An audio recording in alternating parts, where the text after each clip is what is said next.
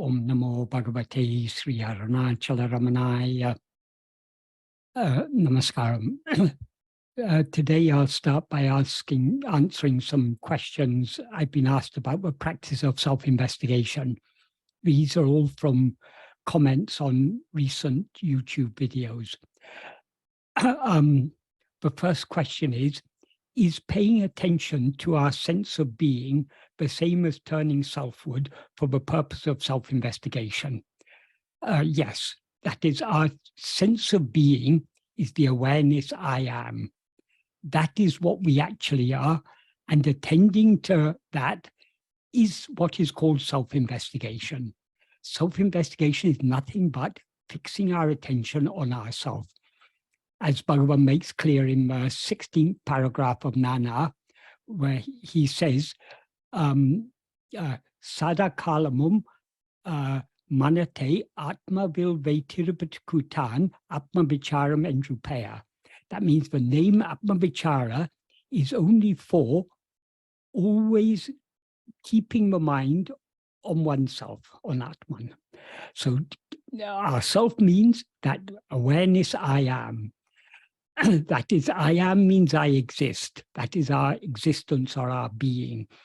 And that awareness of our existence is what is called Satchit. That is what we actually are. Satchit means existence awareness or being awareness. That is what we actually are. And attending to that alone is self-investigation. The next question is, when going within, there seems to be nothing but our awareness being aware of emptiness or nothing. Is that the false awareness of the object knowing consciousness? That is, there is not actually any such thing as nothing. Nothing is just an idea. When things seem to be absent, we say there's nothing. But it's just an idea. When we go within, there is not nothing. That is, we are not nothing. We are not only something, obviously we are something. We are not only something, we are actually the only thing. So it's not we are not going into emptiness or nothingness. We're going into the fullness of pure awareness, which is what we actually are. So the idea that when we turn within, there's only emptiness or nothingness, this is only because we are so used in the waking and dream states to knowing things other than ourselves. When we turn within to know ourselves alone, superficially, it seems to be nothingness. But actually, we are clearly there. I mean, when we go within, what are we attending to? We are attending to ourselves, and we are not nothing. So we need to give up the idea that it is emptiness or nothingness. We are attending to the one thing that certainly exists.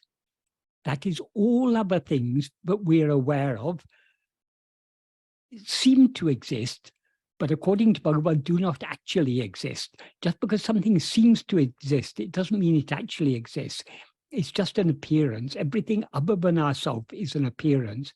But the one thing that must definitely exist is ourself. Because if we didn't exist, we couldn't be aware. Whether what we are aware of is real or unreal, false or, real or illusory, we who are aware of it must be real. However, though we definitely exist as awareness, we may not be what we seem to be. Now we seem to be a person. In other words, we are aware of ourselves, not just as I am, we're aware of ourselves as I am this person. I am Michael or whoever. That is a false awareness of ourselves, because this person that we now seem to be appears and disappears. This person appears in waking and in dream, but disappears in sleep. So that cannot be what we actually are, because we exist, whether this person appears or not. So what we are to attend to is just that fundamental awareness, I am. In other words, our own existence, our own being. And that is not nothingness. That is the fullness of that is all there is, and that is the fullness of pure awareness, fullness of pure being. So that question was, is that false awareness of the object knowing consciousness? No, knowing, if we think we are knowing nothing, that is a false awareness. But if we shake the idea of this is nothingness and attend to what is actually there, namely ourself, that is not false awareness, that is the true awareness. And then the next question is, or is that the true awareness I am? Yes, it is the true awareness I am, provided we don't superimpose upon it false ideas such as emptiness or nothingness. What we are to attend to is what actually exists, what is actually the one thing that actually exists, namely ourself. And then the next question is, when going within selfward, are we supposed to be scrutinizing what we find as we go within and stay there for a while? Or are we supposed to just relax and just be there? That is, if we are going selfward, we will not find anything other than ourselves. If we find anything other than ourselves, then our attention is diverted away from ourselves towards something else. So we are then not going within, we're going out again. So our aim is just to be aware of ourselves. And beyond being aware of ourselves, there's nothing that is required. That's all that is. We are always aware of ourselves. But the problem is, because we have so much interest in knowing other things, we generally neglect this fundamental awareness I am, and instead attend to other things. So we are always aware of ourselves. We're always aware I am, but we are generally negligently aware I am. What is required is to be attentively aware I am. In other words, not to forget this ever-shining awareness I am. That is what we need to hold on to. That is what we need to stay with. So what is required is just to hold on to that fundamental awareness I am. Hold on to it means attend to it, and not allow our attention to be diverted towards anything else. If our attention is diverted towards anything else, we need to turn it back towards ourselves. As Bhagavan says, whatever may appear, to whom does it appear? To me.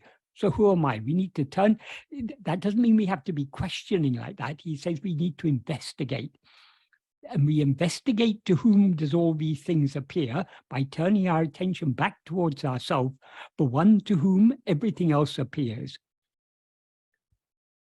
And then the next question is, when going within selfward, are we supposed to be concentrating our attention on heading in the inward direction in a vigilant fashion, as if we are heading in the direction of ourself, which we might just reach someday?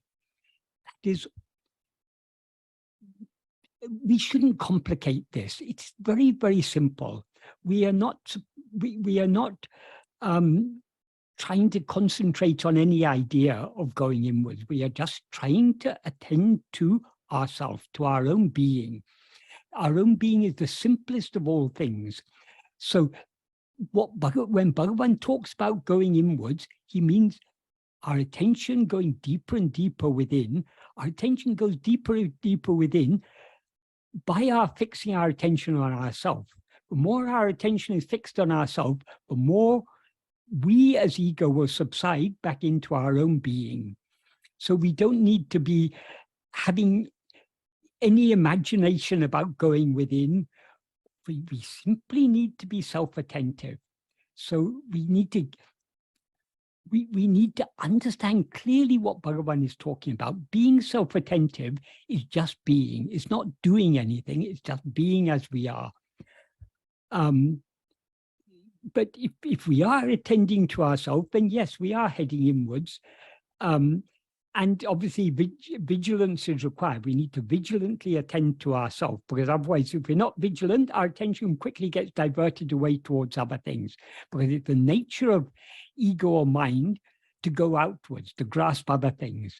So we need to be vigilant. We need to vigilantly hold on to ourselves in order to avoid allowing our attention to be diverted towards anything else. Yes, we are heading in, but to the extent to which we're attending to ourselves, we are heading in the direction of ourselves, yes. Heading in the direction of ourselves means we're subsiding back within. It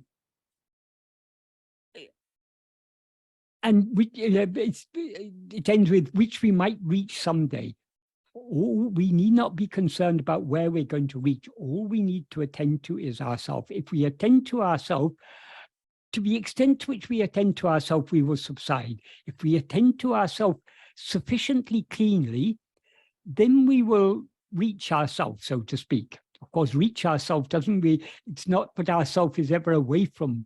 When we rise, we seem to separate ourselves from what we actually are. So by attending to ourselves, we return to what we actually are.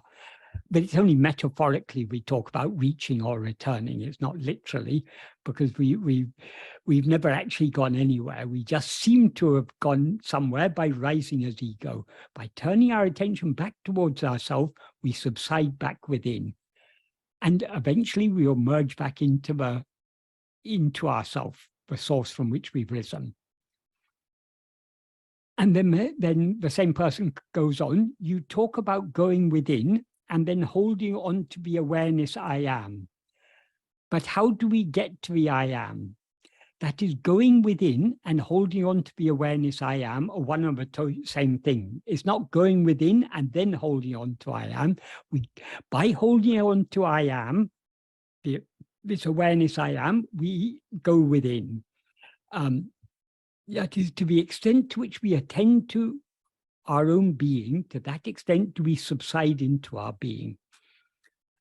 But how do we get to the I am?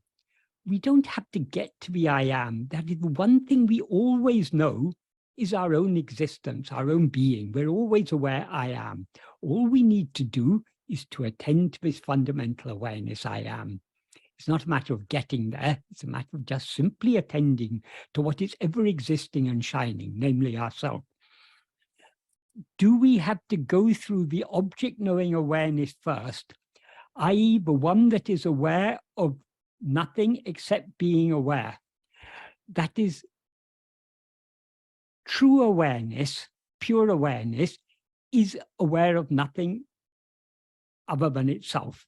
But it's aware of, yes, we can say aware of nothing except being aware. But it's it's simpler, clearer to say aware of nothing except itself. That is, we as pure awareness know nothing other than ourselves. The object knowing awareness is mind or ego, because objects are all things other than ourselves, or that seem to be other than ourselves. So long as we rise as ego, we are aware of all this multiplicity. And so all these objects seem to be other than ourselves. That is, so the object knowing awareness is mind or ego. Pure awareness is the awareness that is aware of nothing other than itself.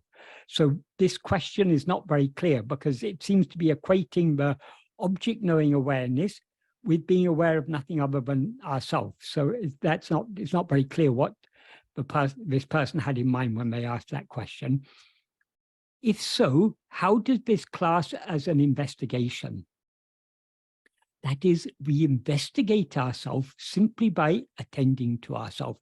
The more we attend to ourselves, the more clearly we become aware of ourselves as mere being. So there's no other way, there's no way to investigate ourselves other than attending to ourselves. That is, in any investigation, the basic tool is attention. That is, you can't investigate something without attending to it.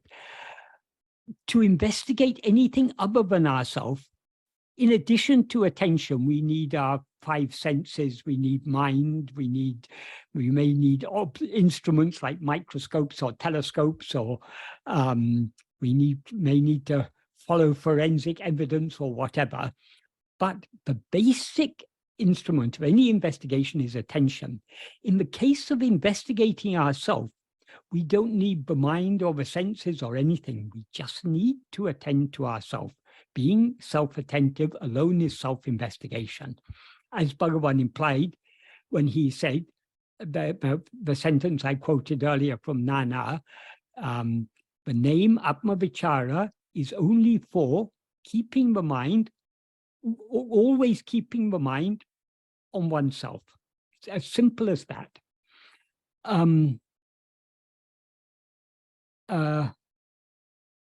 This takes me back to my previous question. Is paying attention to the sense of being what is meant by self-attention? Yes. That sense of being, that is the awareness I am, which is what we actually are. So attending to this awareness I am is what is meant by self-attention. If so, how is this method classed as an investigation? Well, I've answered that. So that's the one set of questions asked by one person. In fact, it was asked in a series of comments. So I hope I've answered those questions adequately. There are a couple of other people who asked similar questions, so I'll just deal with these and then I'll answer any other questions that people may want to ask. The next one, someone wrote, "Sir, please answer me. If we think of Ramana, it refers to Bhagavan. We already have some knowledge about it. If we are asked to think of mango, we think of fruit because we already have some knowledge about it.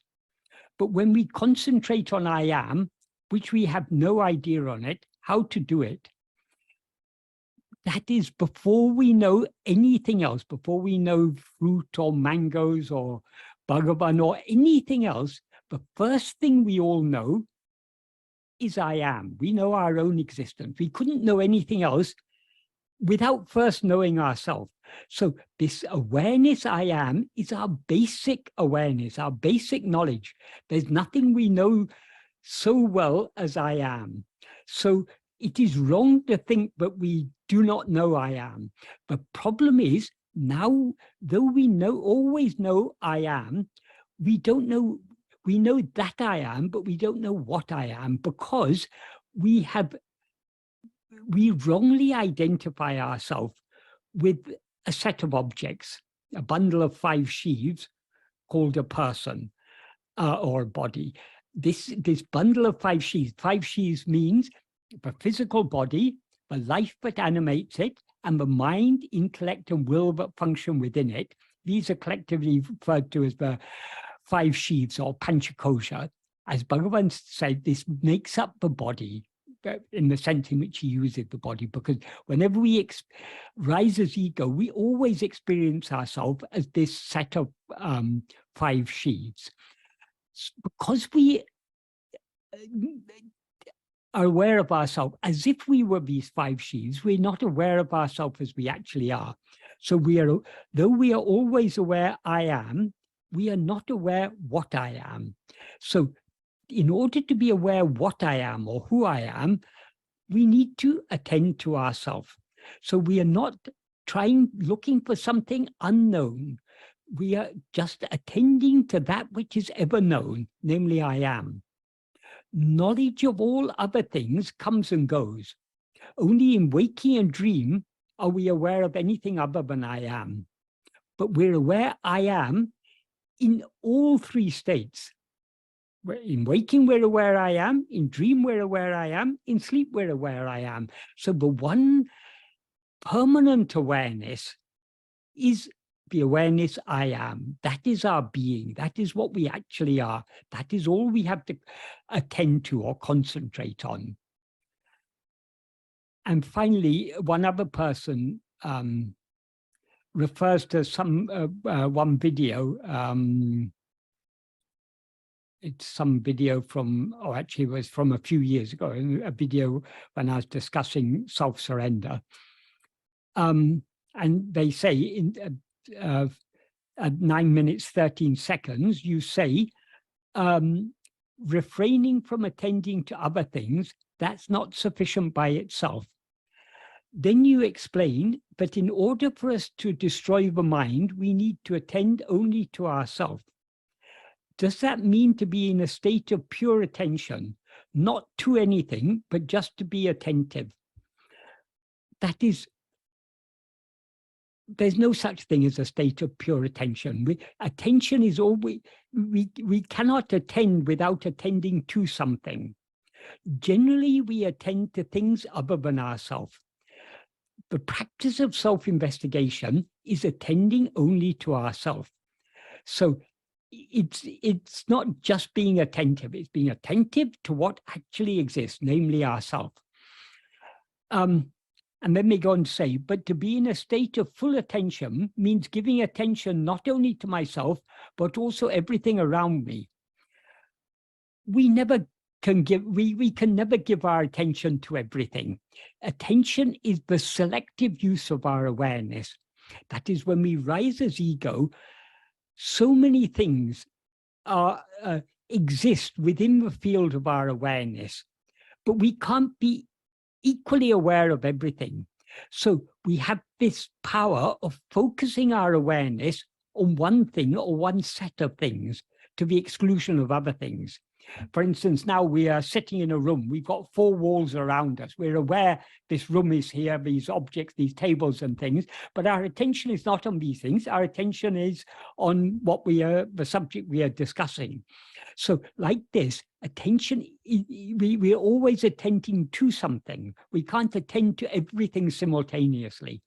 So attention is a selective use of our awareness, focusing our awareness on one thing or one set of things in preference to other things. So in the practice of self-investigation, we are trying to focus our awareness on ourselves, or that is on the basic awareness I am. So it is, we are attending to ourselves. We're not attending to anything else. So long as we are aware of other things, our attention is, at least to some extent, going outwards towards those other things. We need to, whatever we may be aware of, who is aware of it? I am. Turn our attention back towards ourselves. That is the aim of self-investigation, to attend to ourselves more and more keenly. The more keenly we attend to ourselves, the more other things are excluded from our attention. We can understand this in day-to-day life. If you're reading a book that is very interesting or watching a film that is very interesting, other people may be talking around you, so many things may be happening, but you're not distracted by those things because you're so interested in the book you're reading or the film you're watching or whatever else you may be doing. Likewise, we need to be, our attention needs to be so firmly fixed on ourselves, but we thereby withdraw it from everything else, so we don't notice whatever else may be happening. Things may be happening, let them happen, but our only concern is to attend to not what is happening, but what is, namely our own being. That is the practice of self-investigation. Then they go and say, I'm just trying to understand how to be only attentive to myself alone and not attentive to anything else. Only by practice. That is, the more we practice attending to ourselves, the more the love to attend to ourselves will increase, and the less the inclination to attend to other things.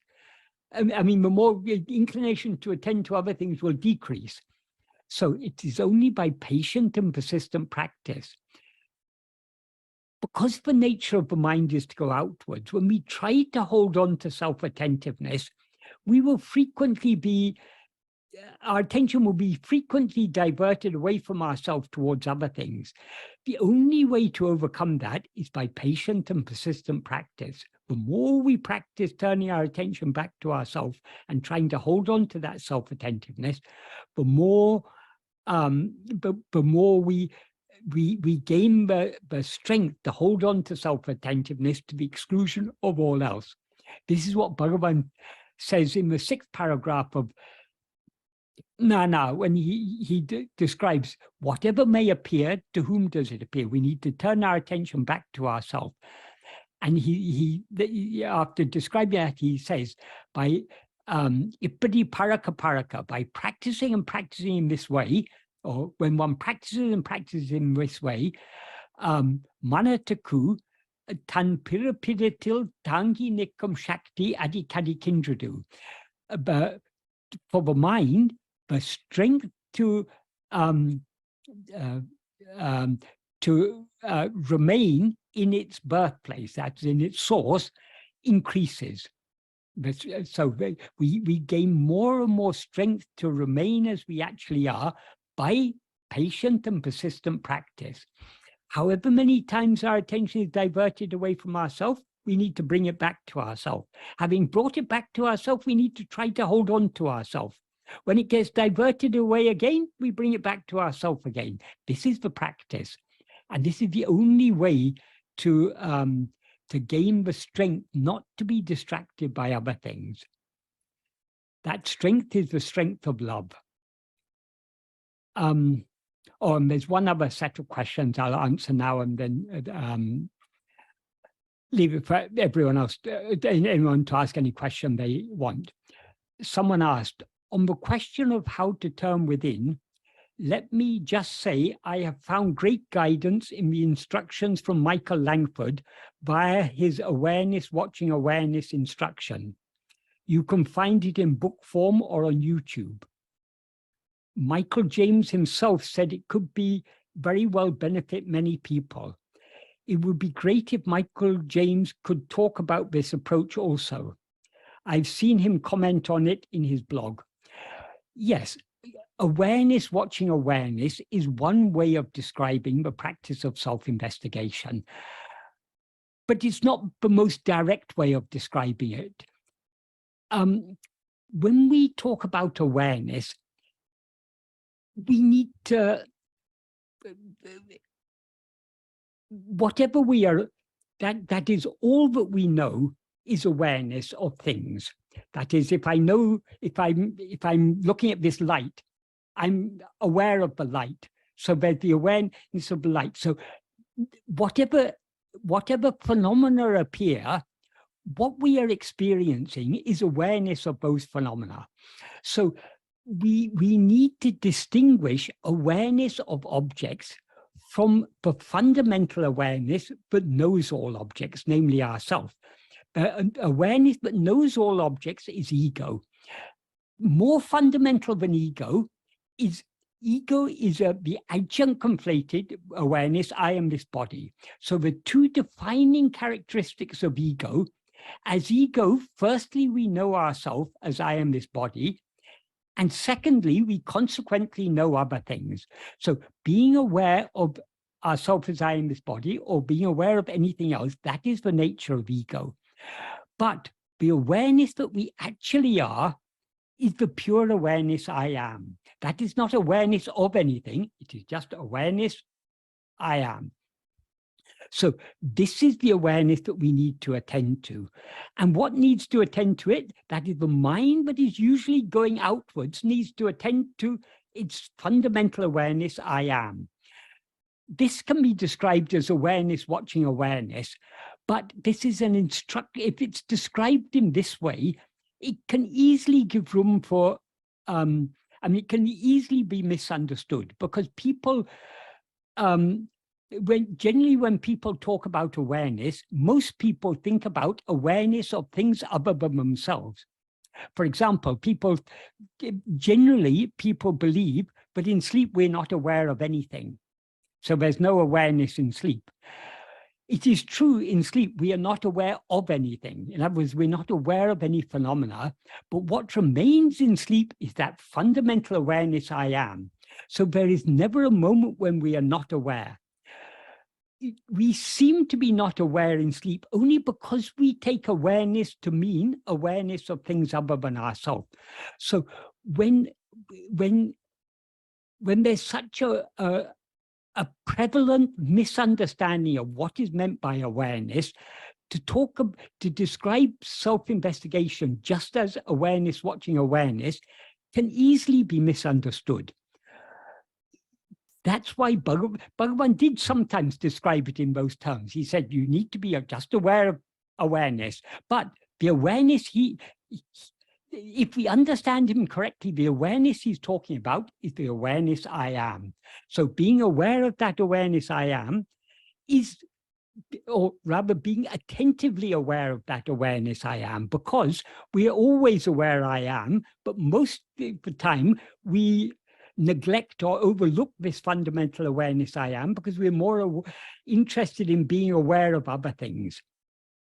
So awareness watching awareness is not a wrong description, but it's a description that needs to be understood correctly, because words can very easily be misunderstood. So Bhagavan, that is, no words can adequately describe what it means to be self-attentive. But all that Bhagavan taught us is pointers towards that. So awareness watching awareness, yes, that's also a pointer, not necessarily the best pointer, but many people find it helpful. But that's all it is. That is what we are investigating is only awareness. Bhagavan often described Atma Vichara as Jnana Vichara. Jnana means awareness. So when he described Atma Vichara as Jnana Vichara, he means investigating awareness. But jnana in this context refers not just to any awareness, not awareness of this or of that, just be aware, but fundamental awareness I am. That is what we need to investigate. And we can investigate this fundamental awareness I am only by attending to it. So awareness watching awareness is not a wrong instruction. It may be helpful for some people, but it's it needs to be like any pointer. It needs to be understood correctly. Michael Langford's understanding is often very questionable. Many things he says show that he doesn't have a very deep understanding of Bhagavan's teachings. For example, in one of his old web pages, I remember he describes about different circles of something. And the innermost circle was what was meant to be closest to self-investigation, and the outer circles were what were further away. And among Bhagavan's works, he classified Uludunapadu as one of the more one of the things further away from self-investigation. So Uludunapadu is the central work, the work where Bhagavan focuses most. It's a work that is totally focused on self-investigation. So he didn't understand, obviously he didn't understand Uludunapadu. And there's so many other things he says, but show a lack of understanding. So there's a lot of room for confusion in his in what he says. I'm not saying there's anything against him. I'm just saying that when people ask me about his instructions, firstly, his pet phrase is this: awareness watching awareness. Yes, this is a clue, a useful clue. It's pointing in the right direction if understood correctly. But a lot of the other things he says are rather confusing and often quite way off Bhagavan's teachings. So when I'm asked about him, though awareness watching awareness is, if understood correctly, yeah, it's an appropriate description of self-investigation, but it can easily be misunderstood. And many of the other things he said show that he has not really understood Bhagavan's teaching very deeply. Whereas Bhagavan describes self-investigation, it gives us so many pointers towards self-investigation. Michael Langford has just latched on to this one description of his, awareness watching awareness, and he seems to be limiting himself to that and not going deeper into what actually is meant by self-investigation. So I think his understanding is very limited, I would say. And his descriptions are useful up to a certain point. I mean, if anyone finds it useful, awareness watching awareness, well and good, provided they understand what the awareness we have to watch is not awareness of anything other than ourselves. It's awareness of ourselves alone. In other words, we have to attend to ourselves. So self-attentiveness is the simplest way of describing this practice. So if anyone has any further questions, I mean, any questions either on this subject or any other questions? The first question is from Titi. You'd like to ask a question? I have a question about my connection is not so good. Do you hear me? Yes, I hear you clearly. Yes, I spent a period in a Buddhist monastery, and they speak about this pure awareness as a witness who observe everything. For example, this pure awareness, they speak about this pure awareness that observe I have a body, I have and there is a body, and there is a pain, and I am not this body, pain, or mind. I am this pure, I am this witness who observe this, and the practice is to detach of this body, mind, as pure awareness. And for me was not clear this kind of because they speak about this pure awareness doesn't discriminate, but in the same time it observes the world, the body, the mind.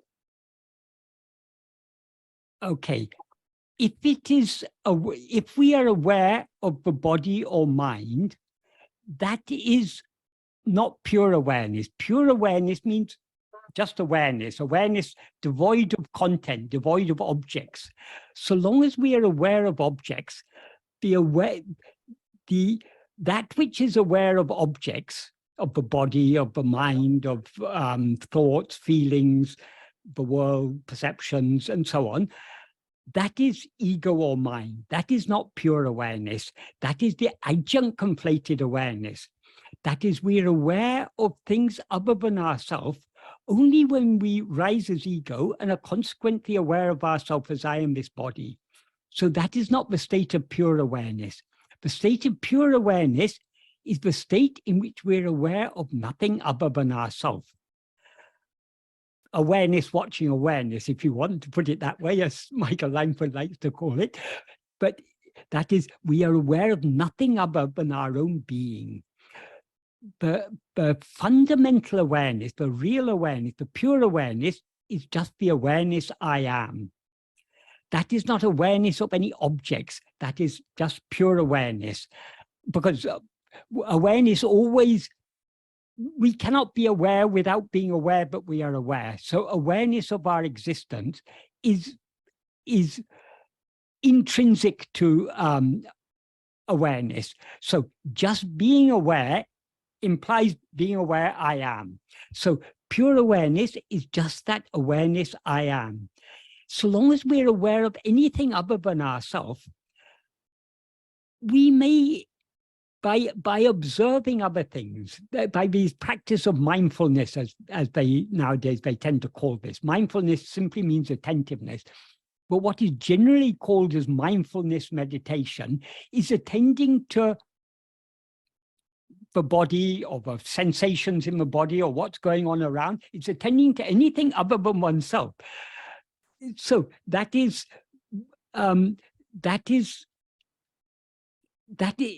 we, by trying to be just a detached witness, but well, the witness is never wholly detached, because we are aware of things other than ourselves only by grasping them in our attention. So it may have some therapeutic effect. It may give some limited form of detachment, but it's not a deep detachment. Deep detachment comes only from leaving all awareness of everything other than ourself and holding on to ourself alone.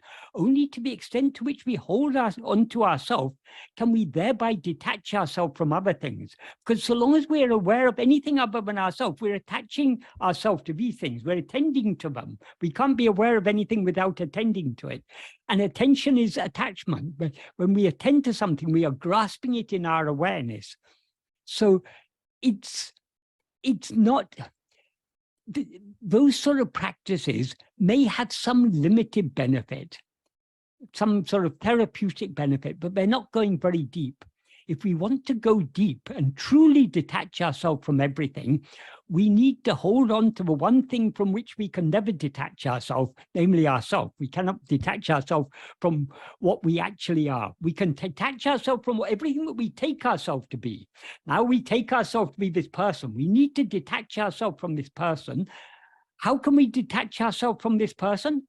Only by attaching ourselves to what we actually are, namely that fundamental awareness I am.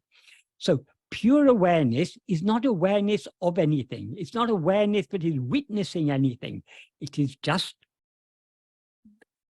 awareness that is the pure awareness I am, nothing other than I am. So long as we're witnessing something, that awareness has content, it has objects. So that's not pure awareness. Does this adequately answer your question?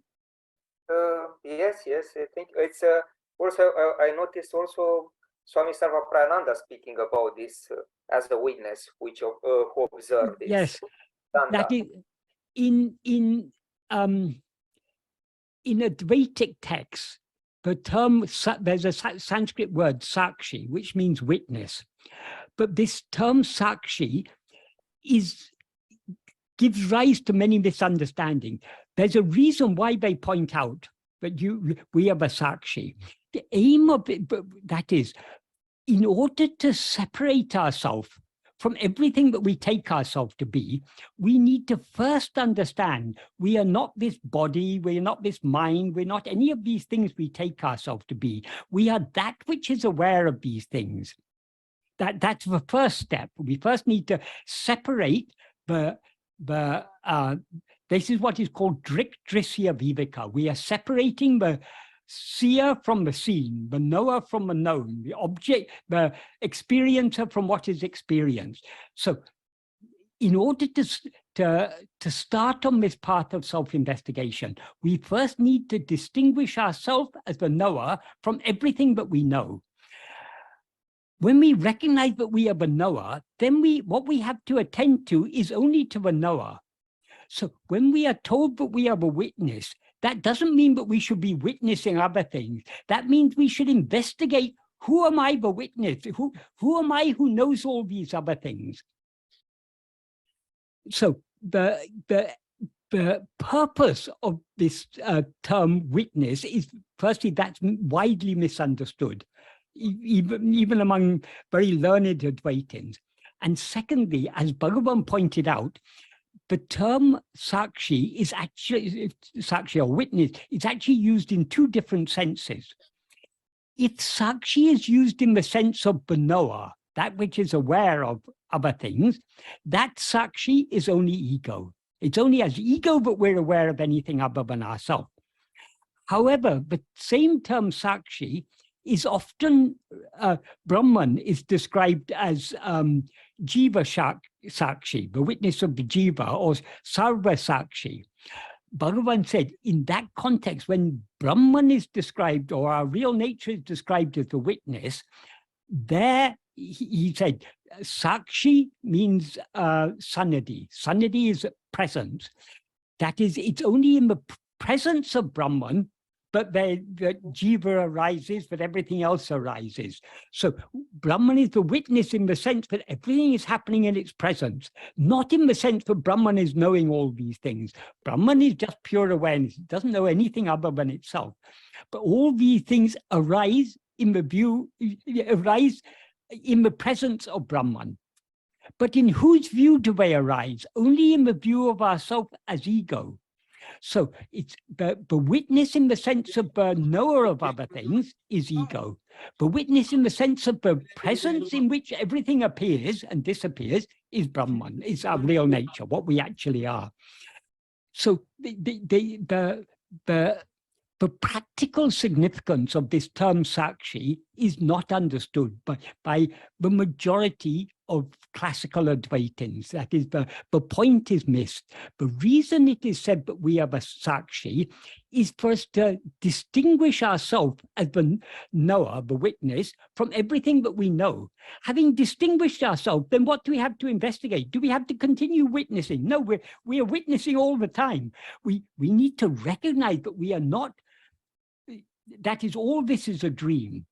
In this dream, we take ourselves to be a person in this dream. So we seem to be involved in this dream. All the problems of life and everything are coming to us because we identify ourselves with one of the creatures in this dream.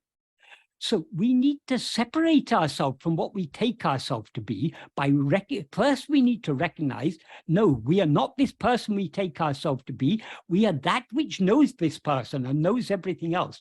So we first have to recognize the distinction between the witness or the subject, the knower, from everything that is known. As I say, this is what is called Drisya Viveka, distinguishing the knower from the known. Having distinguished the knower from the known, we then need to keep our attention fixed on the knower, namely ourselves. So what do we need to witness? We need to witness ourselves. By turning our attention back towards ourselves, that is, when ego, instead of attending to other things, when it turns its attention back on itself, it thereby subsides and it merges back into the pure awareness that it actually is. That pure awareness is what is metaphorically described as Sarva Sakshi, the witness of everything, because it is that in the presence of which everything appears and disappears. But in whose view does everything appear and disappear? Only in the view of ego. So if ego turns its attention back to itself, it thereby merges back into its source, and then what remains is the one only without a second. That is what we actually are. So there's so many good clues given in Advaita texts, but they are, because the majority of people don't understand what is the practice, what is the correct Advaita Abhyasa, the practice of Advaita, they misinterpret these clues or give some sort of interpretation of their own. The Advaita Abhyasa, the correct practice of Advaita, can be only one thing. That is, Advaita means one only without a second. So what practice involves one only without a second? Only self-attentiveness. If we're attending to anything other than ourselves, there are two things there. But we as the one who is attending and what we are attending to. So that is duality. To go beyond duality, we need to separate ourselves from all this appearance of otherness by attending only to ourselves. In self-attentiveness, there are no two things there.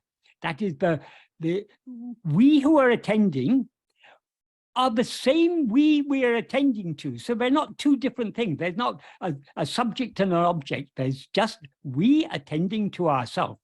And the attention is itself nothing other than ourselves. It's nothing other than the awareness that we actually are. So the whole aim of Vedanta ultimately is to turn our attention back to ourselves. The four Mahavakyas, Tattvamasi, you are that. Aham Brahmasmi, I am Brahman.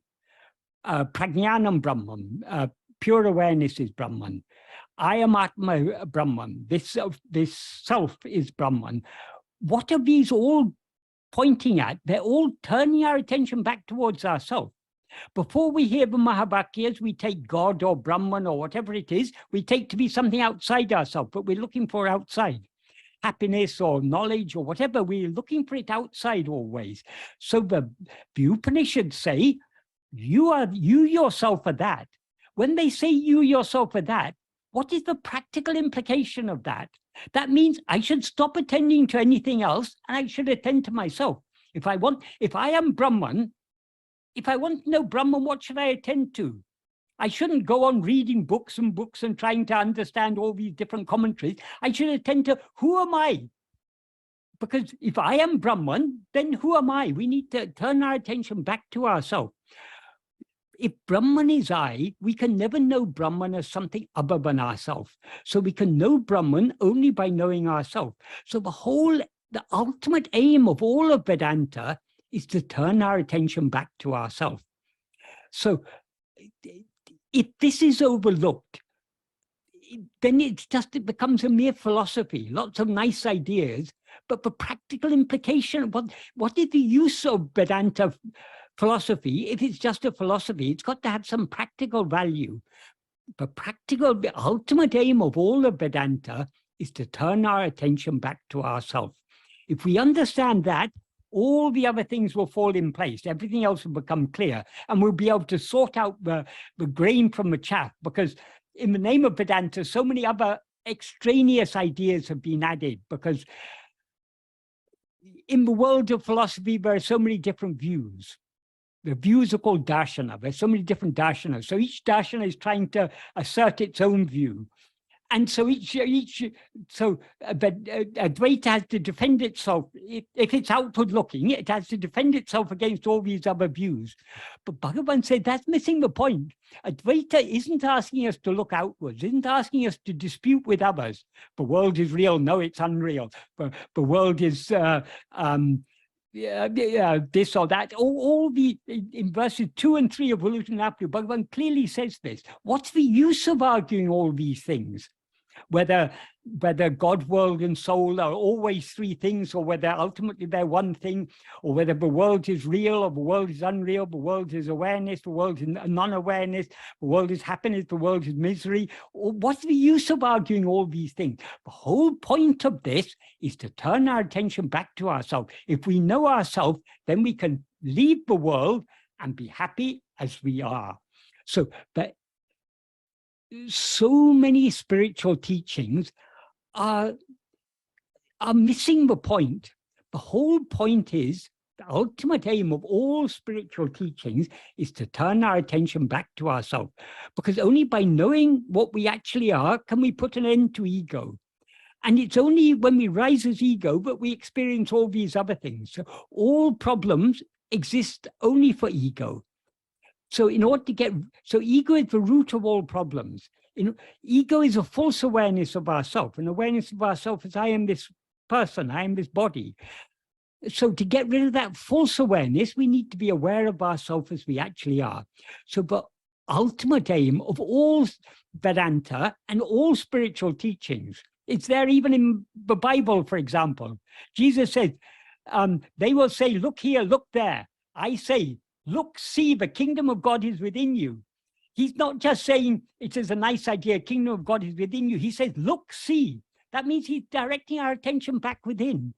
So any true spiritual teaching will direct our attention back within. If a teaching doesn't direct our attention back within, it maybe have some limited benefit, but it's not the ultimate spiritual teaching. The ultimate spiritual teaching is you are that. See yourself, know yourself, turn within.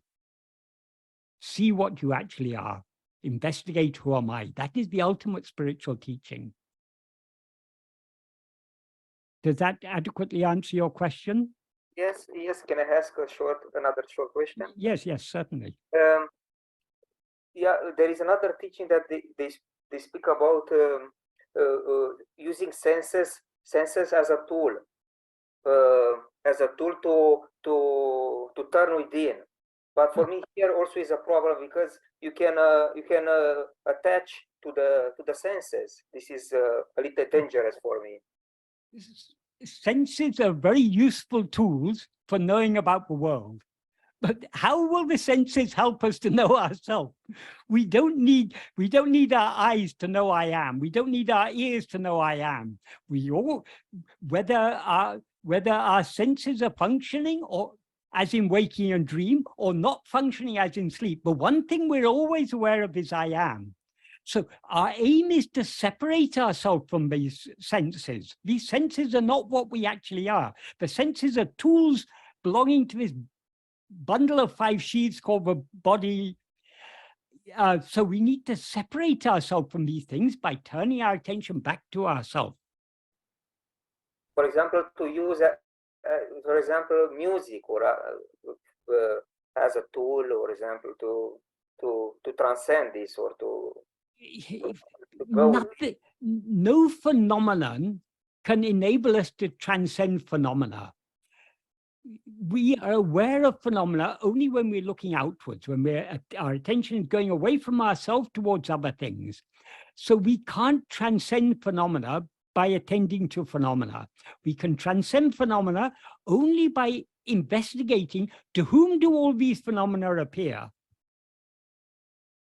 So if you've got nice music, who is aware of it? To whom does all this music appear? We need to turn our attention back to ourselves. So there are so many different levels of spiritual teaching to suit people of different levels of spiritual maturity. But ultimately, the ultimate spiritual teaching is to turn within and see ourselves as we actually are. And for that, we don't need any senses. We don't need any sense objects. We need only to hold on to ourselves. We don't need anything other than ourselves. How can anything other than ourselves enable us to know ourselves? Okay, Bhagavan's teachings are useful, but why are Bhagavan's teachings useful? Because they turn our attention back towards ourselves. So Bhagavan's teachings are useful to the extent, I mean, we can make use of Bhagavan's teachings to the extent to which we turn our attention back within. If we don't turn our attention back within, Bhagavan's teachings can't do anything for us. Bhagavan's just asking us, if you want to be happy, investigate yourself, know who you are, turn within. He's given us good advice. It's up to us whether we follow that advice or not.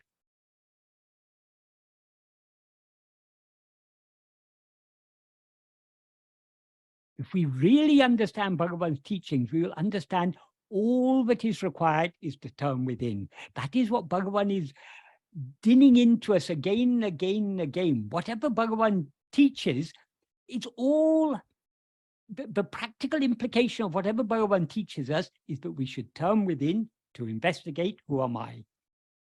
That's all that is required. It's so simple. It seems complicated because our mind keeps on going outwards, asking questions about this and about that and about everything. But the one question we fail to ask is, who am I? And we cannot, merely asking the question, who am I, is not sufficient. We need to investigate. We need to find out what we are by looking deep within ourselves.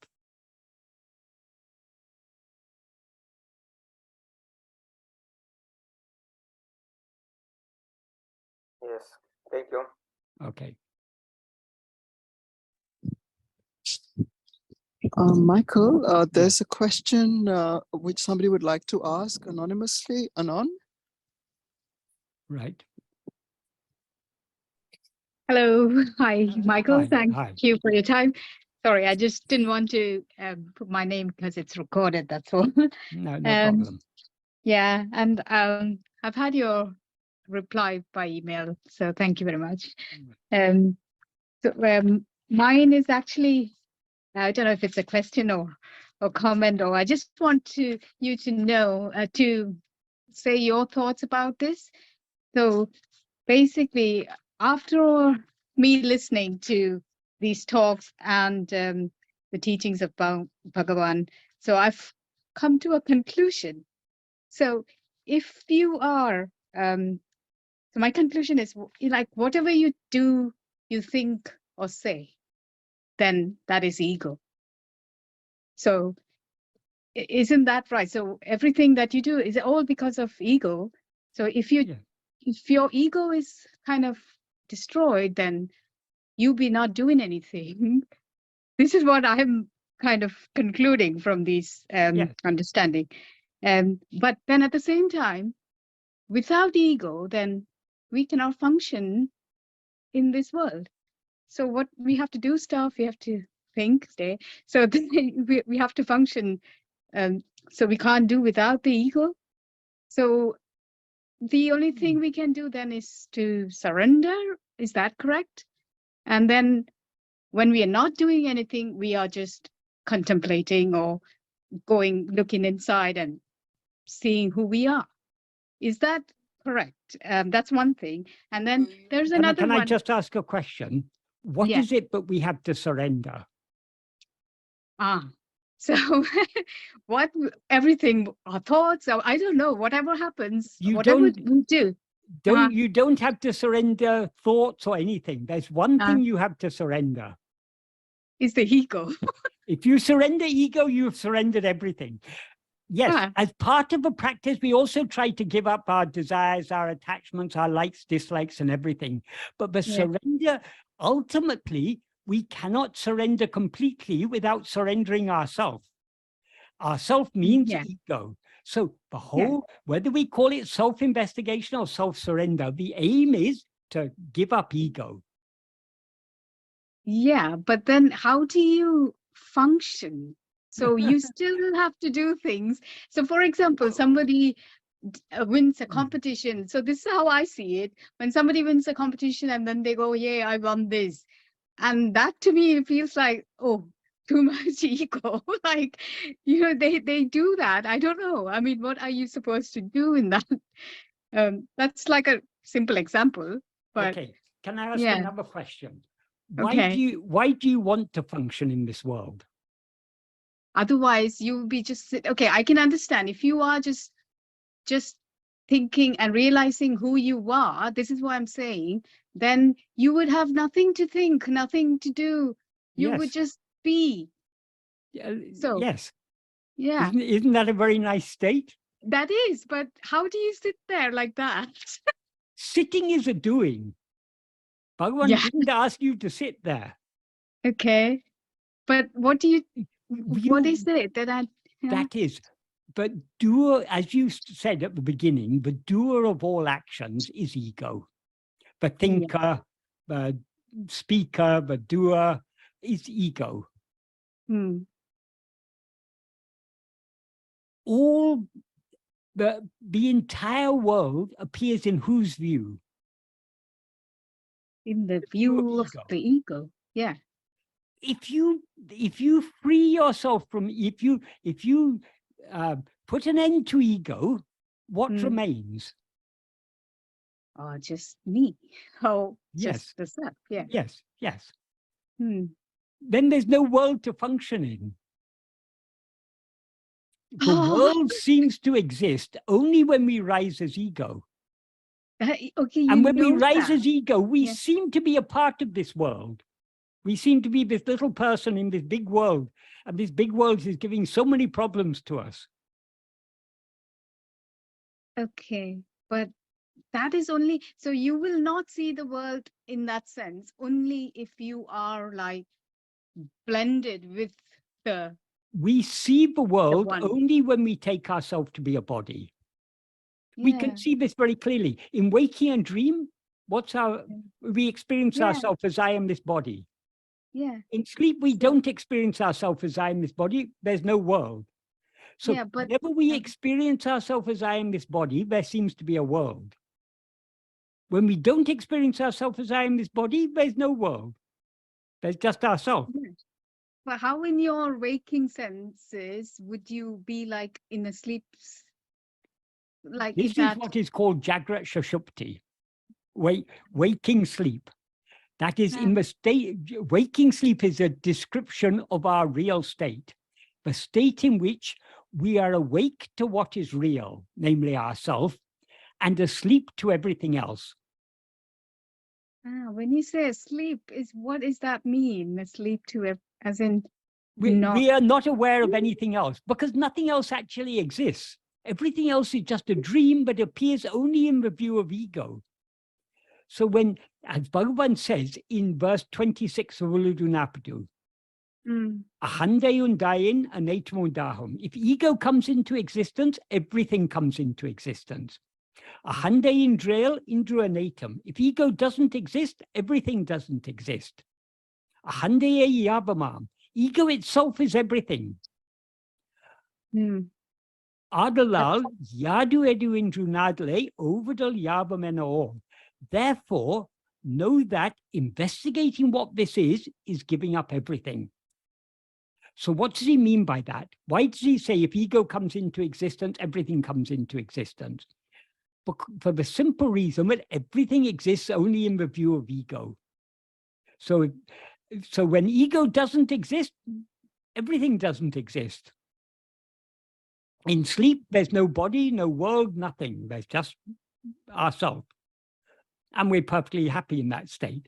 But in waking and dream, we rise as ego, take ourselves to be a body and experience a world. So everything comes into existence only when we rise as ego. When we don't rise as ego, nothing else exists.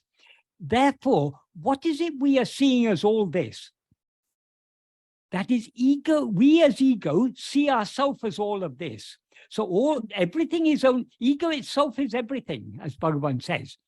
But then the most important thing is the final sentence of that verse. Therefore, know that investigating what this is giving up everything.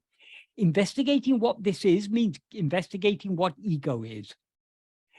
And the nature of ego is to rise, stand, and flourish by attending to other things.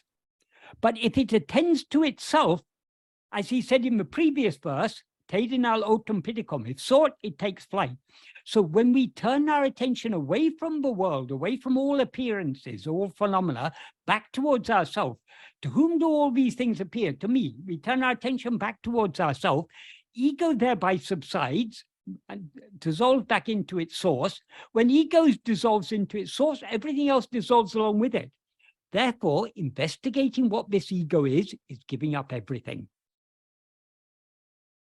Well, can I just ask? So when there's no ego, there's no body, no world, nothing. And so there's no scope for any, no need for any functioning and no scope for any functioning. There is just pure being.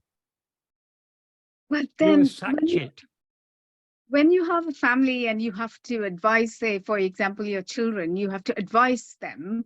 And then when I'm saying something, I'm thinking, am I supposed to say, so I'm doing something there, which I have to do, that is my duty. So this, I can't just pretend not to. I have to do it. In a dream, how do you behave? If you're hungry in a dream, what do? You eat. Yeah. If you see someone who is hurt in a dream, you try and help them.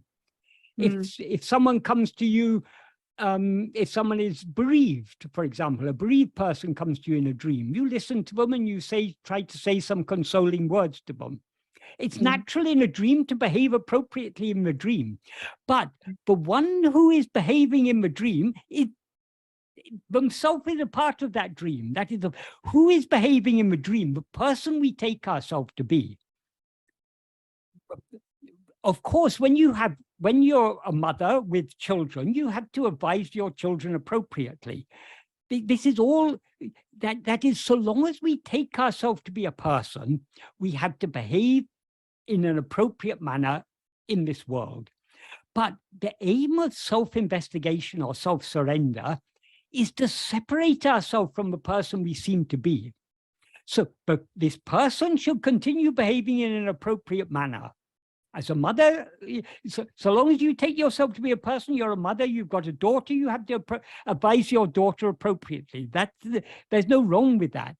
The problem is not that you're giving advice to your daughter. The problem is you're taking yourself to be the mother who is giving advice to the daughter. The mother is a body. Why do you identify yourself with this body? Of course, the body that is a mother has to advise the daughter appropriately. But our aim in this practice of self-investigation and self-surrender is to separate ourselves from the person we seem to be. So it's not to change our outward behavior. We should continue behaving in this world as we would anyway behave in this world. When we say we should continue, that means we as this person should continue. But our real task is not to identify ourselves with this person and thereby act appropriately in this world. Our aim is to separate ourselves from this person. So what is to happen will happen according to prarabdha. How we should behave in this world, this body and mind will be made to act appropriately.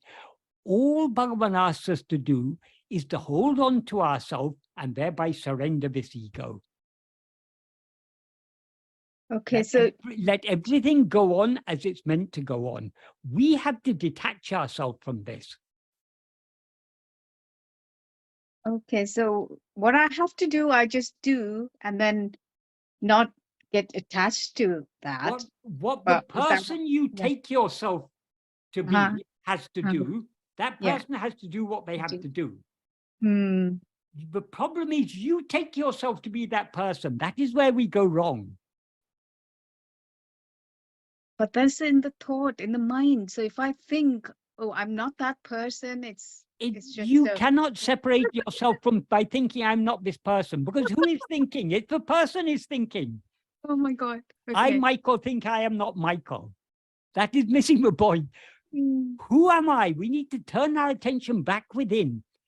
Let Michael do what Michael has to do. What I have to do is to hold on to I am. So we need to turn our attention back. That is the way to separate ourselves from the person we take ourselves to be. That is what we actually are, is only the fundamental awareness I am. But we've now attached ourselves to this person. And because we've attached ourselves to this person, we have so many problems. We have parents, we have husband, wife, children, siblings, friends, all sorts of problems we have in the world. This is because we take ourselves to be this person. So all Bhagavan is asking us to do is to question who am I, to find out what we actually are. Question who am I means not just asking the question. Question who am I means investigating who am I. So we need to find out what we actually are. Only by finding out what we actually are can we separate ourselves from what we now seem to be. So outwardly, the life will continue as it will continue anyway. It's all going on according to prarabdha. We need not be too concerned about it. Our only concern should be turning within and thereby surrendering ourselves to Bhagavan.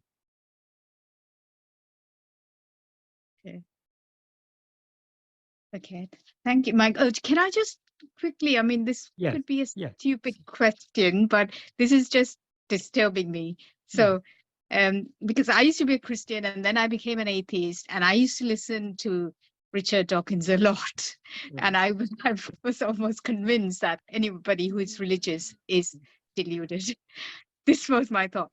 And now I can't believe I am like now following Bhagavan, and I'm surprised. And I just sometimes Bhagavan's wonder, path is not a religion.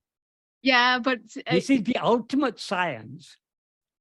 Yeah. All Richard Dawkins' science is a science of he's investigating the appearance.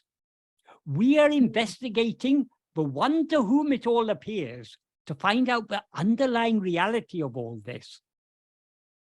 Yeah, but there is a bit of God and, that kind of thing, which comes into this, where because you are still ego in that sense, you still have that. Yeah. So I'm just sometimes thinking, if I am deluded, so it just comes to my mind, that question. I don't know if anybody had that ever when you started to come into this, and anybody, had that kind of a question at all, or will it just go away? Do you exist? I do, yes. Can our existence be a delusion? No. No. We must exist in order to be aware of anything. What we seem to be may be a delusion. It's a delusion to think I am such and such a person. I am this body. That is a delusion. Ah, okay. The existence. Okay. And Richard Dawkins has written a book, The God Delusion. Yeah. But the God he's talking about is the God that people take to be something other than themselves. How can God be something other than ourselves? If God is something other than ourselves, he becomes an object known by us. God cannot be an object. God is the reality of the subject. That is, all objects appear in the view of the subject. Only in the view of I, all other things exist. But what I actually is, that is what is called God or Brahman. So this is, so long as we take ourselves to be a body, there seems to be an external world and there seems to be a God. That's all a delusion. The taking ourselves to be a body is a delusion. Seeing a world is a delusion. Thinking there's a God out there is a delusion. But recognizing that the one thing that actually exists is I am, and God is nothing other. How can God be something other than I am? Yeah, that makes sense to me now. Yeah. So I'm not deluded. Yeah, that is, Richard Dawkins is he is attacking the most superficial forms of religion, and you can easily attack, because religion is based on belief. But in Bhagavan's path, Bhagavan doesn't ask us to believe anything. But in fact, Bhagavan says, do not believe what you do not know. Do not believe that you're this body. Do not believe that this world exists, because these are all just appearances. But one thing that cannot be reasonably doubted is our own existence. What we are is open to doubt. That we are is not open to doubt. So Bhagavan says, but one thing you actually know for certain is I am. Investigate I am. That's all you have to do. How can this be a delusion? Investigating anything other than I am may be a delusion, because it could all be a dream. Richard Dawkins was I think obviously an evolutionary biologist or something. I can't remember exactly. So, something like that. He's investigating the appearance. The appearance may well be a delusion. Richard Dawkins may well be a delusion, but the I am, but in that, the one thing Richard Dawkins is aware of is I am Richard Dawkins. And everything else he's aware of, only because he's aware of I am Richard Dawkins. Everything else may be a delusion. Richard Dawkins may be a delusion, but the one thing that cannot be a delusion is I am. So if he holds on to I am, he can leave all the rest of the delusion. But out of three things, the soul, world, and God, in other words, the soul means the knower, the one who knows all this, he picks on poor God and says, God is a delusion. If God is a delusion, then why not the world also be a delusion? Why not the knower of the world also be a delusion?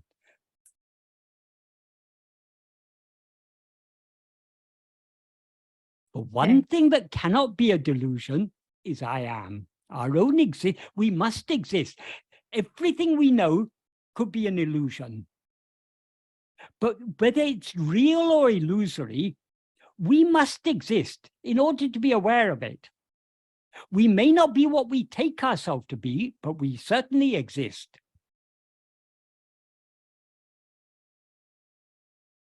So if we want to go beyond delusion, we need to first investigate the one thing that is certainly real, namely our own existence. I am.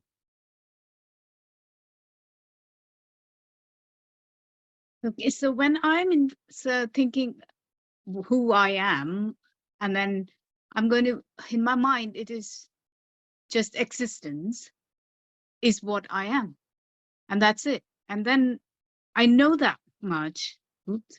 I know that much, but then what, you just sit with that? Is that how you investigate? I don't know. It's not just a matter of thinking, who am Yeah. I? It's a matter of attending to ourselves. You're aware I am. Yeah. What is this I? Just existence, isn't it? Yeah, but don't give an answer in words. The words are not what you are. You're not the word existence. Right. When you say I am, what does I am refer to? It refers to your own existence. So attend to your own existence, investigate your own existence. Okay. Even when we talk of existence, we often think of the existence of other things. But the one thing, other things seem to exist. But the one thing that definitely exists is I am. So that is the one certain existence. So investigate that one certain existence. In other words, the existence of yourself, your own being. And you can investigate it only by attending to it. So it's not a matter of thinking, who am I? It's a matter of investigating, who am I? Looking at yourself to see, who am I? Words cannot adequately, the words are all pointers. Whatever words we use, they're inadequate, but we need to understand what it is that Bhagavan is pointing at. He's pointing our attention back at ourselves. You yourself are that, know yourself.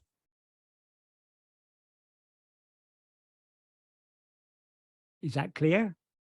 Yes, thank you very much. I'm Yeah. on a journey, so we'll Yeah, see. we're where all we on a take journey. me. We're all on a journey. Thank you, Michael. Right.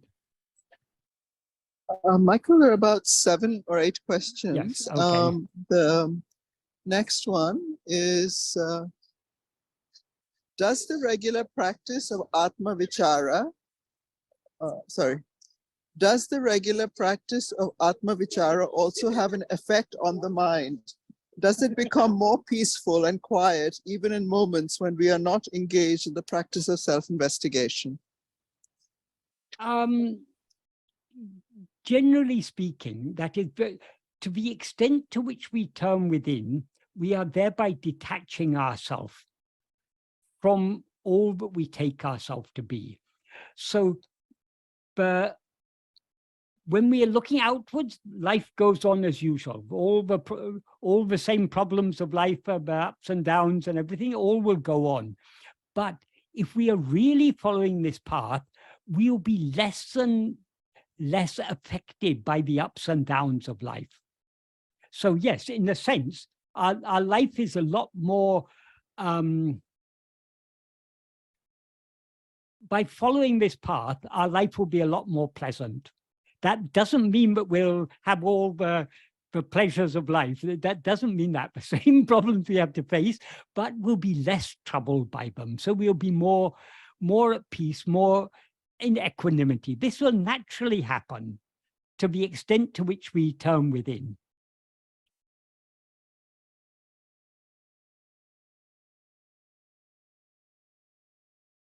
The problem is, the more we turn within, the more we resist turning within. So we keep on jumping outwards. So all the problems we experience in life, they're all caused by our strong inclination to go outwards. In other words, our Vishaya vasanas, our liking to attend to these Vishayas. All problems are Vishayas. Why should we attend to them? Why not attend just to ourselves? But being very foolish, we keep on attending to these problems. We keep on attending to this world, but it's a source of so many problems. So slowly, by patient and persistent practice, we need to cultivate more and more love to turn within. The more love we have to turn within, the less we'll be concerned about the outward life and all its problems.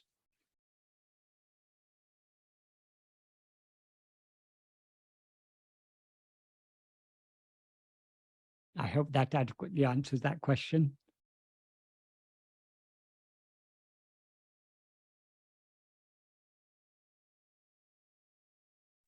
Hi, Michael. I'll just get on to the next question. Yes, yes. Do you know what you'd like to do? Oh, The next question is, there is no doubt that reality is an illusion. The question is how to manipulate the illusion to create a world that is more peaceful, loving, and kind. Indeed, is it even worth it as it is an illusion? The very wording of the sentence indicates a confusion.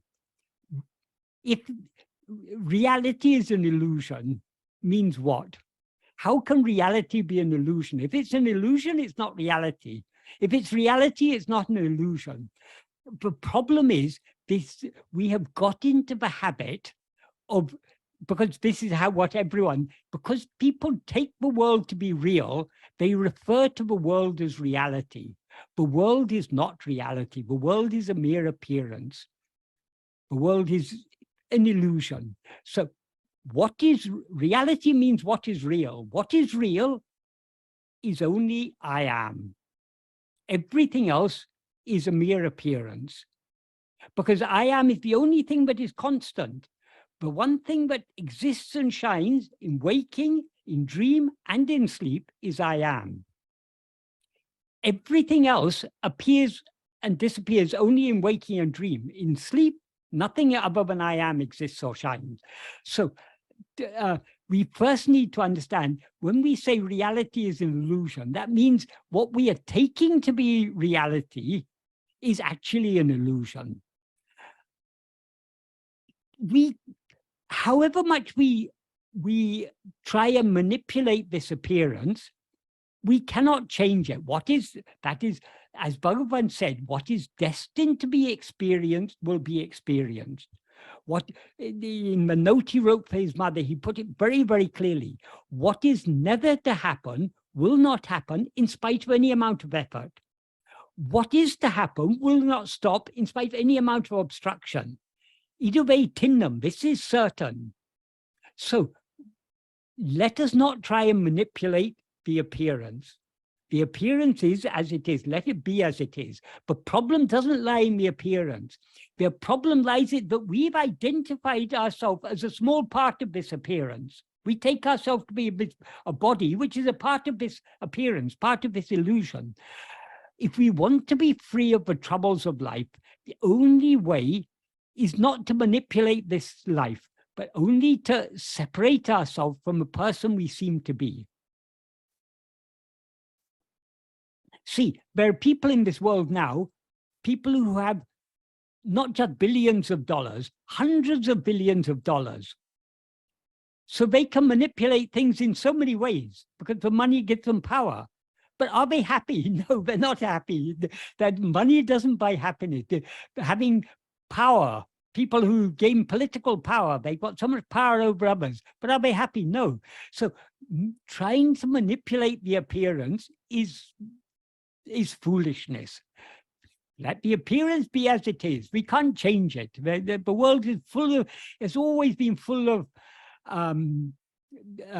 birth, death, disease, old age, wars, famines, pandemics, diseases, cancers, heart attacks, all these things. This is part of the nature of embodied existence. So let us not try and think that we can find happiness by changing these things. If we seek happiness by trying to change the outward appearance, we will be disappointed. If we want to find the real source of happiness, we can find it only in ourselves. So let us not try and change the appearance. Let us try and find out the reality of the one to whom it all appears. That is Bhagavan's way. Is that a clear answer to whoever asked that question?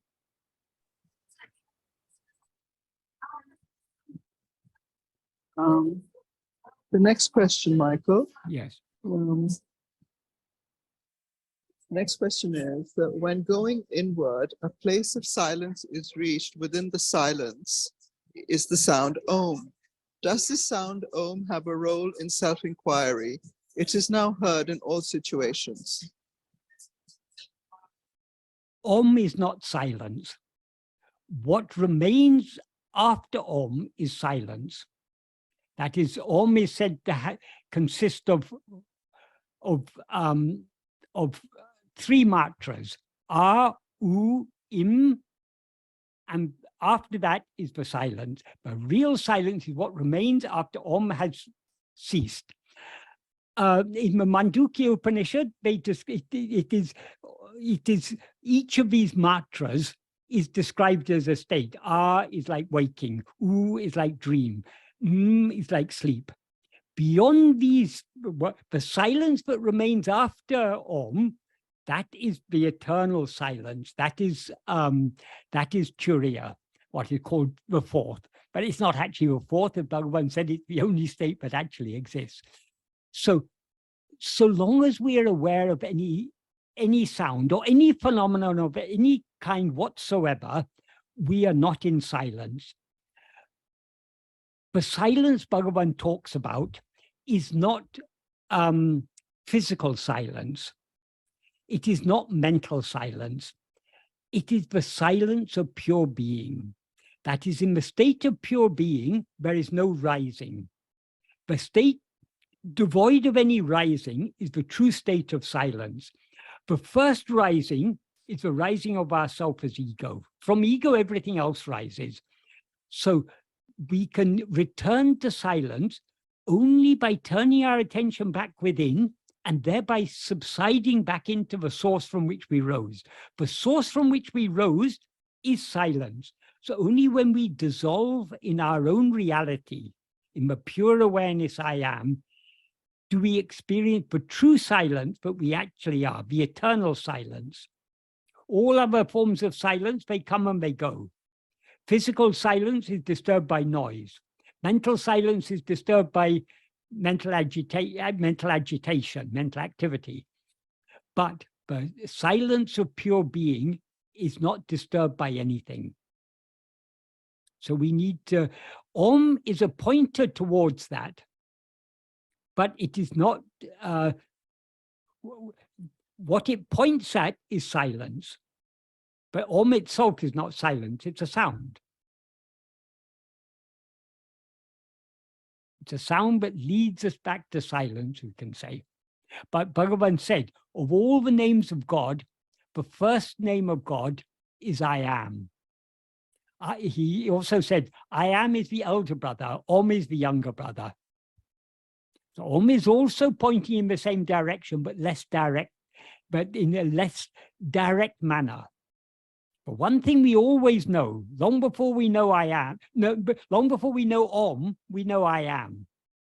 We know not the words I am, we know what the words I am refer to, namely our own existence. That is what we need to investigate. That is the true import of the word Om.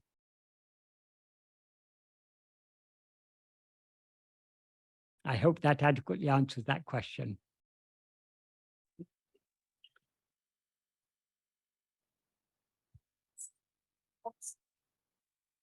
The next question is, would you say that subtle or causal body evolution must reach a certain level of maturity prior to the pursuit of self-knowledge?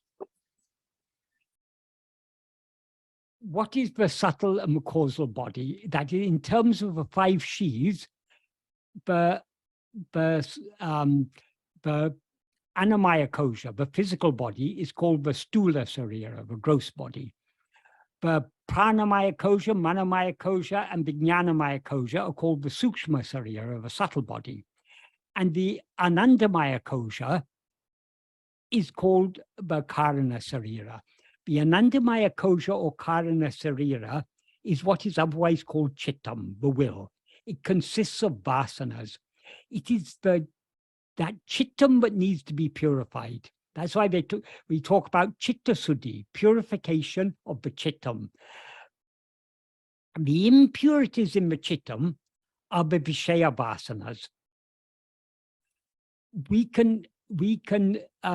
So those to the extent that the Vishaya vasanas are strong, the mind is impure, the chitta or the will is impure. So we need to weaken the Vishaya vasanas. How can we weaken the Vishaya vasanas? The most effective way to do so is by self-investigation, because vasanas are strong only to the extent to which we allow ourselves to be swayed by them. The more we allow ourselves to be swayed by any vasana, the stronger that vasana becomes. Vasana means the inclination, the volitional inclination. So by clinging to self-attentiveness, we are not allowing ourselves to be swayed by any Vishaya vasanas. So to the extent to which we cling to self-attentiveness, we are thereby weakening the Vishaya vasanas and strengthening the Sat vasana. The Sat vasana is what will purify all the impurity. That is, Sat vasana is pure. It's not an impurity, and it will cleanse the mind of all its impurities, all its Vishaya vasanas. So we need to persevere in this practice of self-investigation to the extent to which the chittam, the anandamaya kosha, karana sarira is purified. Then in a sense, we can say the whole mind, the manas and buddhi are also purified. But that's, our aim is, that is what we need to, what needs to be purified is the chittam, but that's where the impurities lie. The reason it is called the karana sarira is the vasanas, the Vishaya vasanas, are the cause. Karana sarira means causal body. They are the cause for the appearance of all phenomena. That is, Bhagavan said, all Vishayas, all phenomena, the seeds that give rise to the appearance of all phenomena are the Vishaya vasanas. So the vasanas are the seeds that give rise to the appearance of everything. So the appearance of all the other four sheaths, they're all an expansion of the vasanas that reside in this subtlest of all the sheaths, the karana sarira. But even the karana sarira, it's a body, it's not what we actually are. So who is the I that identifies itself as I am this bundle of five sheaths? That is ego. So long as ego has strong Vishaya, ego is not the karana sarira. Ego is that which takes the karana sarira and all the other sheaths to be I. So, but the vasanas that reside in the, or the vasanas that constitute the karana sarira are whose vasanas? They're ego's vasanas. So long as ego has strong vasanas, it will be constantly going outwards.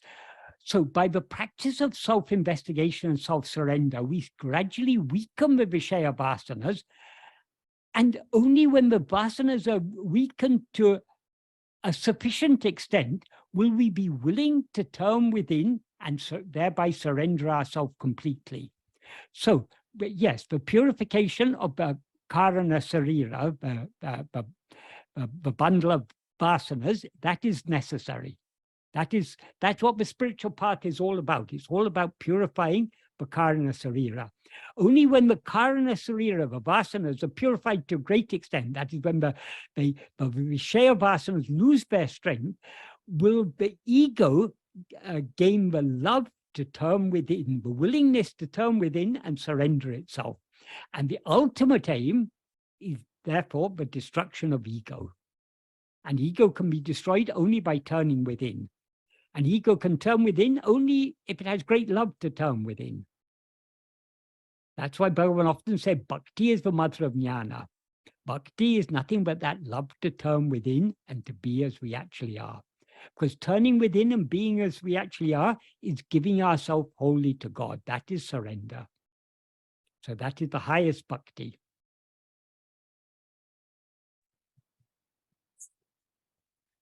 And the next question. Yes. Yeah. So there are two questions together. The first one is are verses 8 and 9, are verses 8 and 9 of Upadesh Undiyar the real teachings of Bhagavan, or are they referring to only Soham Bhavana and hence not the real teachings of Bhagavan? In the path of Sri Ramana, I felt as if it was interpreted as the latter. And secondly, how should we increase our titiksha by relying on the Upadesh and devotional works of Bhagavan?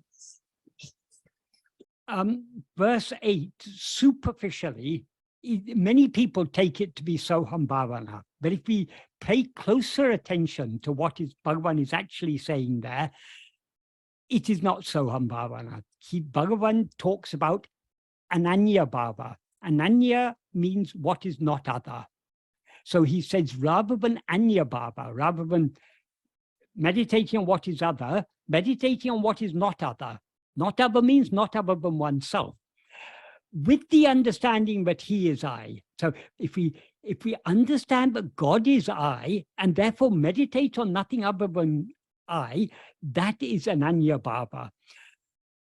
But because people often take it to be Soham Bhavana, in one place in Partha Sri Ramana, Sadhu Om replies to that sort of attitude that people have, but this is Soham Bhavana. But he made it very clear elsewhere, but that is not the real, that is a very superficial and ultimately incorrect. That is not the intention of Bhagavan in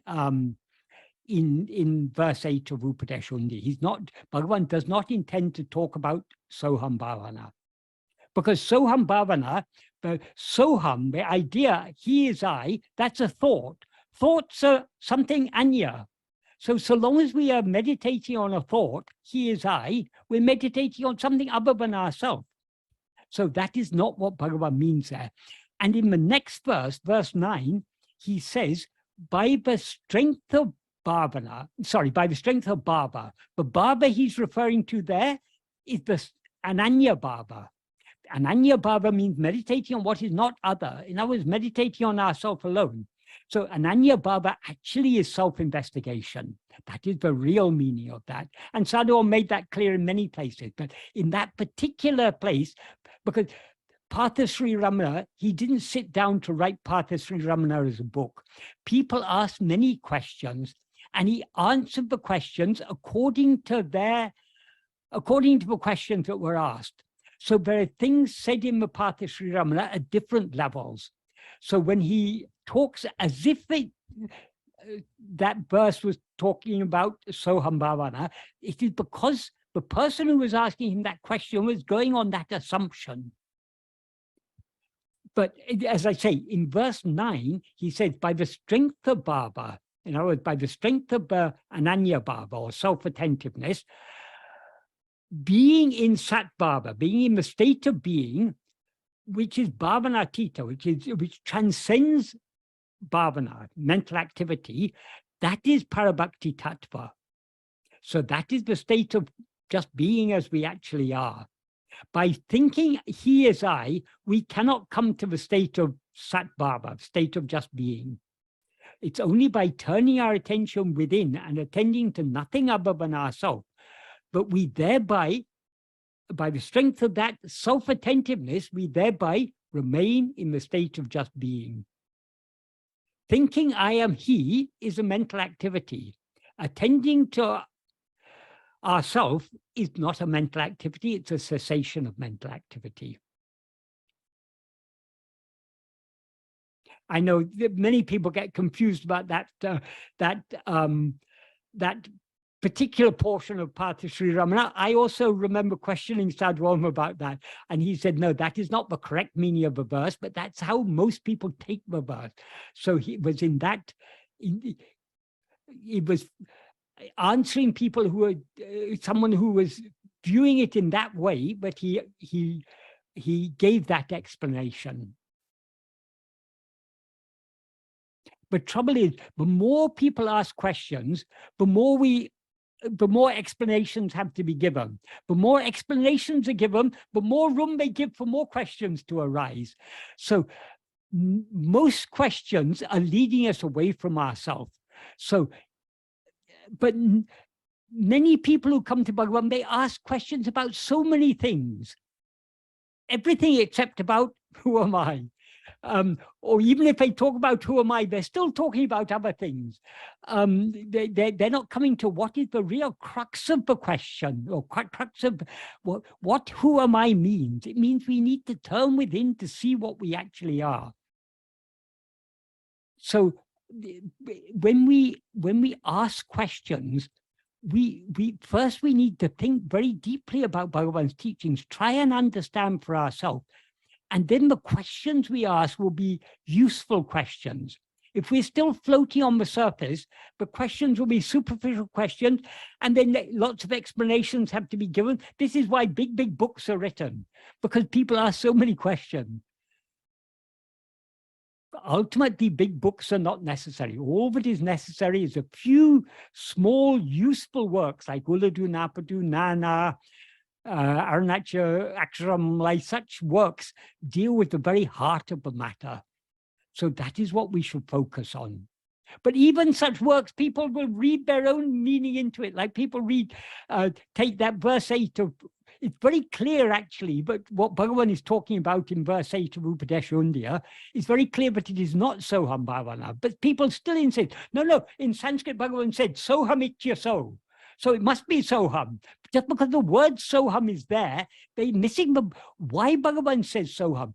It means he's talking about why we meditate on ourselves alone, because up to the previous verse, he was talking about meditation on God. So, but in this verse, he's saying, rather than meditating on God as something other than ourselves, meditating on God as not other than ourselves, with the understanding that he is I, is best among all.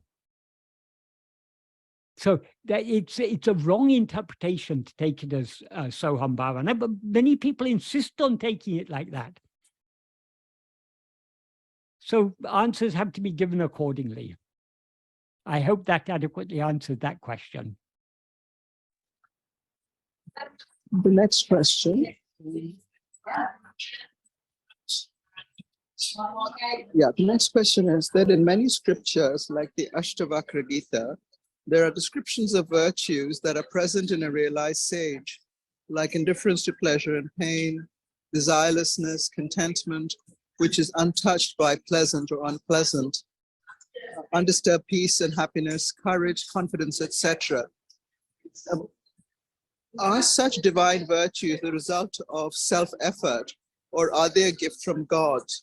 Because such virtues seem to be out of human reach. It is not so easy to be detached from pleasure and especially pain when this is intense. Does self-inquiry awaken these virtues? Firstly, if Ashtavakra Gita describes the virtues of the jnani, that is an explanation given for those who take the jnani to be a person. But Bhagavan has made it clear the jnani is not a person. Though the jnani appears in human form, for example, Bhagavan, he appears in human form. In our view, he seems to be a person like us. But Bhagavan said, jnana me jnani. Jnana alone is the jnani. So Bhagavan is not the person that he seems to us to be. When ego is annihilated, all virtues, that is, from the perspective of others who see the jnani as a person, because there's no ego in the jnani, all virtues are shining there. But that's only in the view of the ajnani. In the view of the jnani, he's gunatita, he's beyond all the qualities, beyond all good qualities and bad qualities.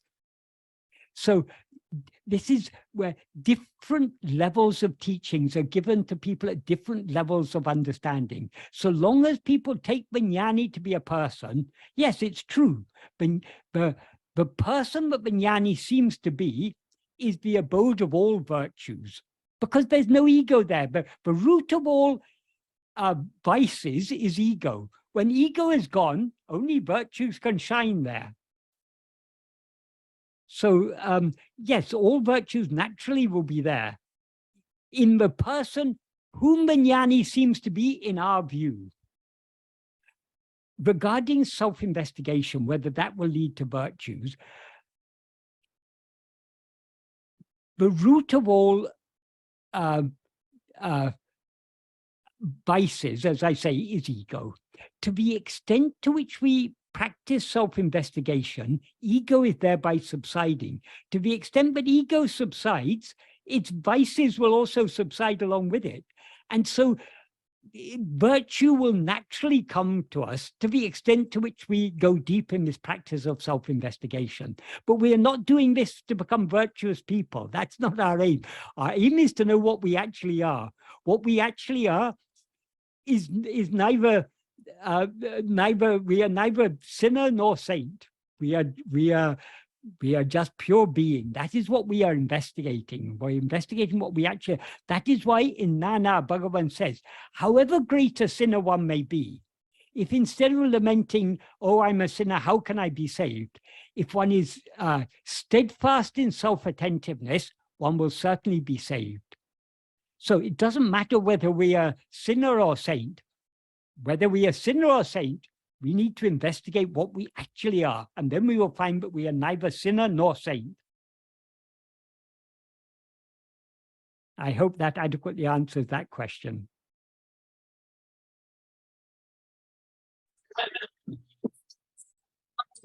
Yeah. Next question. Yeah. The next question is, what is Maya's role in self-inquiry? Is it Maya that gives rise to ego, or is it just a cloud over the real awareness?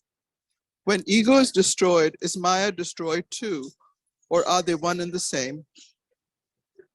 They are one and the same. Simple answer. Ego itself is Maya. So long as our attention is turned outwards, we are caught up in Maya. By turning our attention back within, Maya, also known as ego, subsides and merges back into its source. There's no Maya other than ego.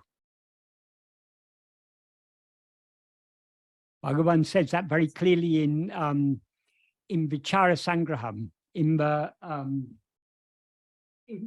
first subsection of the first section of Vichara Sangraham. Bhagavan says, wait a second, I'll just get it.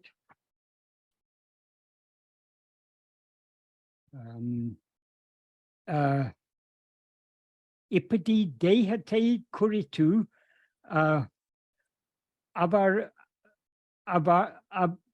abantaramai nan endru erum bodame. That is the awareness that rises as I, being intermediate and pointing towards the body. That means taking the body to be itself, is what is called tatbodham. Tatbodham means eagerness, ahankaram, ego, avidya, that is ignorance, maya, malam, impurity, jiva, palavidamai, it's described in so many ways. So what he's saying here is that ego itself is Maya. Maya, avidya, whatever you want to call it, it's all nothing but ego. Get rid of ego and you get rid of everything. So what is the role of Maya in self-investigation? Maya is nothing but ego. So ego is the problem. But the way to ego can surrender itself only by turning its attention back within. So the Maya needs to be turned back. Maya in the form of ego needs to turn back on itself to see who am I.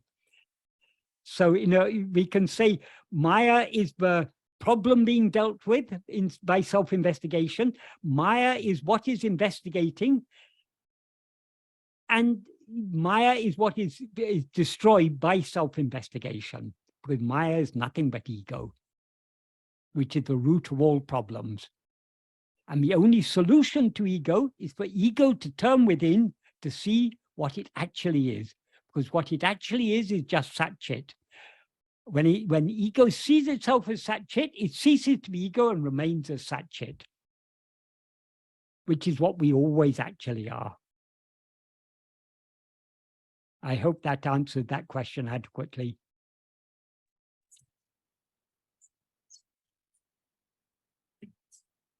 For the next question. Yeah. The next question is, does constant self-attention lead to physiological changes? If attention has always attended to Vishaya vasanas, but is now strengthening the Sattvasana, will this naturally result in physiological changes, particularly within the body? We don't actually attend to Vishaya vasanas. We attend to Vishayas under the sway of the Vishaya vasanas. Vasanas are the inclinations.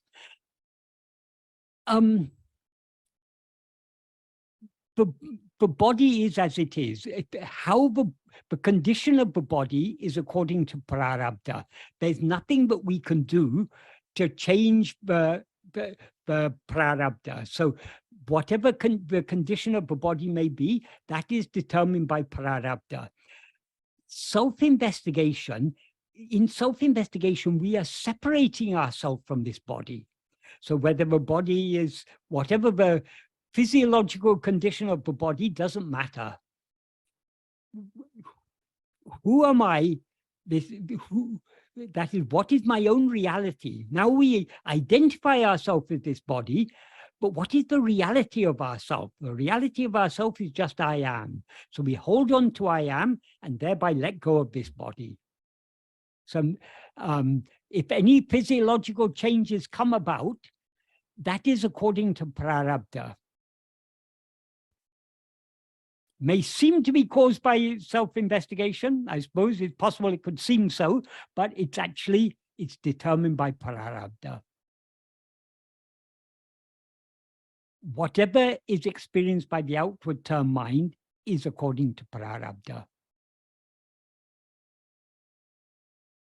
But Bhagavan said, prarabdha affects only the outward term mind, so it can never stop us from turning within. So our aim should be just to turn within. Let's not worry about the body or the world or physiological changes or whatever. Our only concern should be to know who am I and to be what we, thereby to be what we actually are.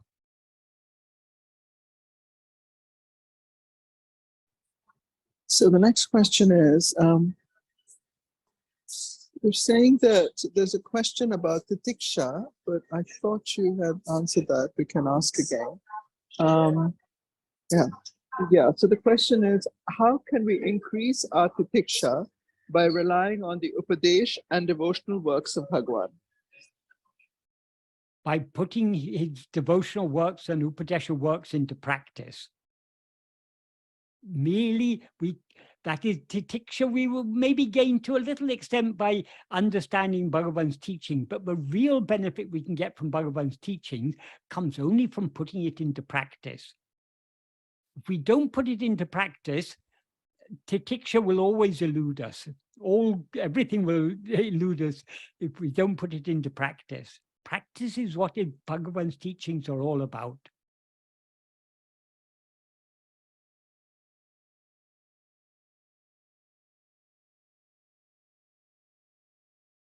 Tiksha means forbearance. We will forbear everything to the extent to which we detach ourselves from everything. And we can detach ourselves from all other things only by attaching ourselves to our own being, holding on to our own being self-attentive.